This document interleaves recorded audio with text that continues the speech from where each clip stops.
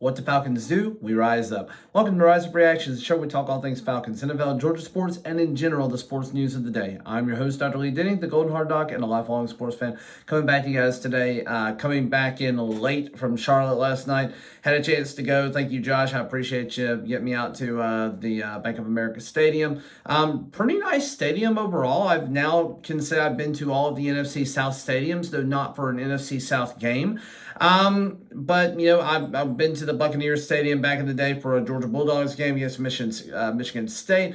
I've been to the Superdome for a couple of different events, a couple of Georgia games, and then also for a Falcons Saints games. And I want to thank some of my Mobile people and some of the cardiology team down there, RGG Cardiology. This is my free advertisement for you guys. They actually are a very good cardiology group in the Mobile area. So if you ever need them, Rhino Group to Gross Cardiology, they are very, very good down there.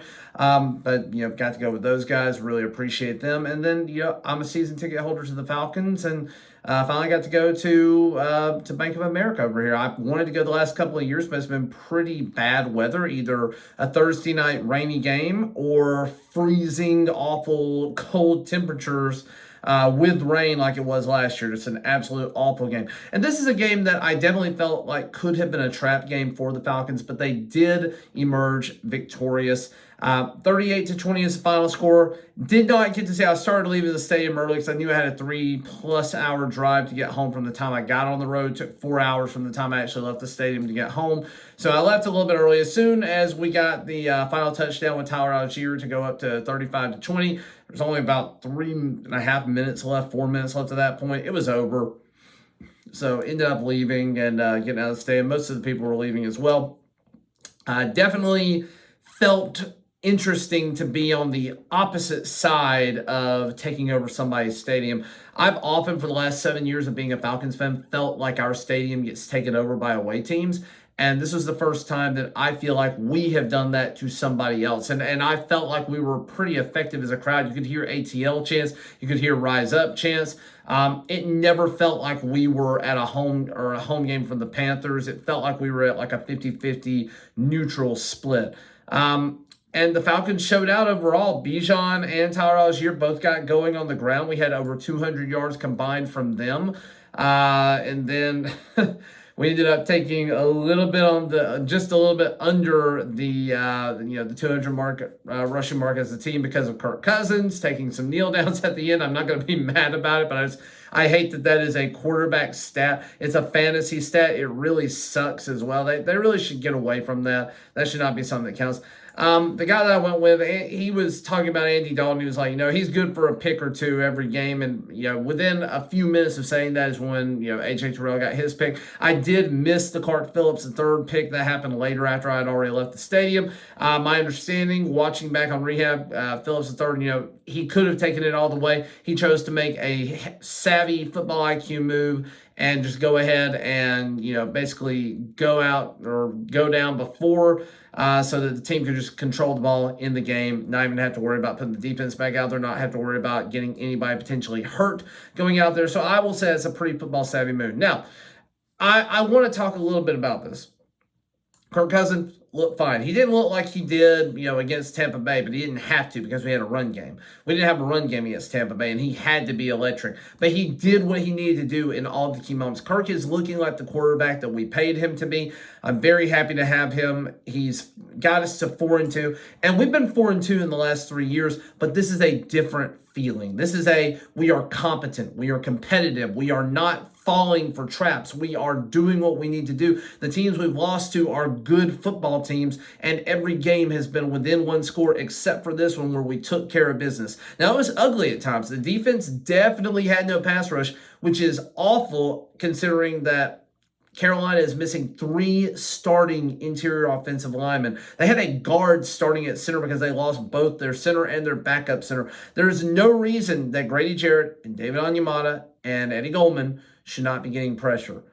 And I can't figure out if it's age. I don't know exactly what it is. I will tell you this, Rukororo, when he was actually in there, looked electric. He was busting up and up the middle. He didn't get a sack, but he was getting pressure. He was definitely involved in the run defense, and we needed it because we are struggling still to try and contain that up the middle run. I don't like that we're having to struggle to contain that, but Chuba Hubbard was basically running at will in this game. He didn't end up with a touchdown. He had 18 for 92 yards, and it looked like he was just getting whatever he wanted every time he touched the ball.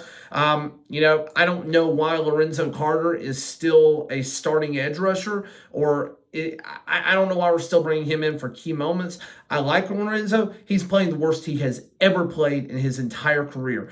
Giving up that sack towards, or not that sack, but not getting that sack, not completing the tackle at the end of the first half, and allowing Andy Dalton to get some, I don't know what it was, like 20-yard run to set them up to potentially get a touchdown. That was an awful showing by the defense right before the half. And I thought, my God, we are about to give up the game. We have been dominating the whole time. And on some stupid plays and some lack of execution, we were about to give this up. But we didn't. We found a way to tighten that up a little bit. I would like to see Zach Harrison involved more. I would like to see Arnold Katie involved a little bit more. They were both doing well. Smith Williams did fine overall, though he gave up some big plays as well. But we got to figure out what's going on with our pass rush. We've got to figure that out. We're not going to be able to beat some of these other teams without that. And we just got to tighten up the defense. They played great for the first 3 weeks, and in the last 4, it's been a really, really big struggle here. Maybe it's Troy Anderson being out, but we did get Nate Landman back, and he looked a little sluggish, was not quite the beast in the run game that he has been. I do want to throw out props to A.J. Terrell getting his first interception in about 2 years. I will say this, though. You're not looking like the shutdown corner we're paying you to be. Deontay Johnson was kind of having his way with you for most of the game. It didn't look pretty overall from A.J. Terrell, but he did have a big interception to more or less seal the game for us. That was really the turning point. It just let the air out of the stadium at that point in time. Ray, I don't know if that was really a fumble or not from Ray McCloud. There's people online saying that it was. There's people saying it wasn't. I think on a close play like that, you call an incomplete pass or just call him down, but that's to me. But, it is what it is. That changed a little bit of momentum early, but it didn't end up changing anything in the long run. Drake London still looks like the go-to guy. Kyle Pitts had some really good plays in this one, though we're still not targeting him as much as I would like us to be targeting him. I feel like I'm complaining a lot about a win. We are firmly in first place in the NFC South. We are 3-0 in the NFC South. We have a tough schedule coming up still. We have to play the Seattle Seahawks, who are looking a little more fraudulent. They looked good early, and they're looking a little bit more fraudulent now. The 3 teams that they beat were all crappy teams, and now we get to play them in Atlanta. They just got beat pretty badly on Thursday Night Football. They will be coming off of rest, but again, they are coming from across country, and that is always a tough thing for a team to do, coming across country to play another one at a 1 o'clock game. So I do think Atlanta will win that one ultimately. Now, that was one that I circled as being a possible loss early in the year, but I do think we win that one. Then we have to go to the Buccaneers. We get the Cowboys, who do not look good right now, so that's another game that's very winnable. We have to go to the Saints. They will probably have Derek Carr back by that time, so they may be a little bit different team. And then we play the Broncos before our bye week, and we do have to go to Mile High Stadium, which will be tough in mid-November. It's going to be a cold game. It's going to be Mile High, so it's going to be a tough game, but it's only going to be tough because of their defense. Their offense is not very good, so we've got to find some ways to tighten that up. Basically, what I'm saying is that in the next 5-game stretch before we go into our bye, it's very likely we could be 3-2 in that stretch or 4-1. So we could be looking at an 8-3 or a 7-4 Falcons team going into the bye. And after we come back from bye, we've got the Chargers, at the Vikings, at the Raiders, the Giants, the Commies, and the Panthers again. A mix of teams in there. I think we could easily come out of that 4-2, maybe better, maybe 6-0 out of that stretch if the Vikings are finally starting to fall off of cloud 9 like I think they currently are on right now. But again, the Vikings may be for real. Sam Darnold may have found his final home. He may have create a problem for them, similar to what the Falcons may now have with Michael Penix down the line, or like what the other teams have had with good quarterbacks. Let's look at the Steelers. They've got to choose between Russell Wilson and Justin Fields right now, and right now it's going to be Justin Fields. Russell Wilson probably will be a trade target for some team like the Raiders. So a lot of these teams could look different as we go on, but the Falcons are in great position. We're 3-0 in the division. If we win one of the next two division games against the Buccaneers or the Saints, we're going to be at least 4-1 in the division with that. We're probably going to beat the Panthers again at Atlanta at the end of the season. 5-1 in this division with a tiebreaker over a key team, preferably the Buccaneers, because I don't think the Saints are going to be able to do it. But, the Saints are now have 2 losses in the division. So if we can win the next game against the Buccaneers and we win the game against the Panthers, we hold all the tiebreakers. So circle those 2 games. Buccaneers, circle Panthers at the end of the season. They may be very important, but we really need to go to Tampa Bay and beat them in 2 weeks. But we got to take care of business at home in Seattle. Got a lot of things to tighten up. 38-0, you feel like you should be talking about the great things of this team. And they looked good on offense. They really looked good in a lot of key spots. They didn't shoot themselves in the foot this time, but there was a lot of sloppiness. And we got to tighten that up. We should have been much further ahead. This should have been a 45-14 or a 45-10 game, and we just didn't keep it there. We couldn't contain when we needed to. So we've got to find ways to do that, but I am very happy to have a solid, competitive, winning Falcons team. I don't think we're going to fall behind 500 for the rest of the season. I don't see that happening with this team as good as the offense is.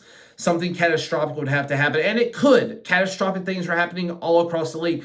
Aiden Hutchinson just went down with a lower body fracture, with a tibia fracture. He is out for he's out the rest of the season no matter what, and he's probably not going to be back to football shape until early in the season next year. Like, he probably won't even be ready for preseason, if I was going to guess. Probably going to be a little bit later into the season. So there are things happening that can shake up anytime. Look at the Dolphins. Dolphins were supposed to be a good team with Tua this year. Tua may not ever play again. We still don't know what the status of him is at this point. He may never play again. That puts them in limbo. So anything like that could happen. Kirk could go down with an injury again. We could lose Drake London. Kyle Pitts could get hurt. Bijan and Tyler could both suffer injuries, and we're stuck with Avery Williams and Jason McClellan to try and make up the difference there.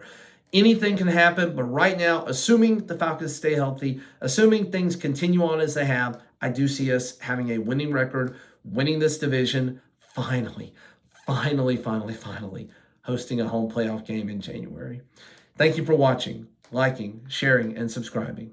And as always, rise up.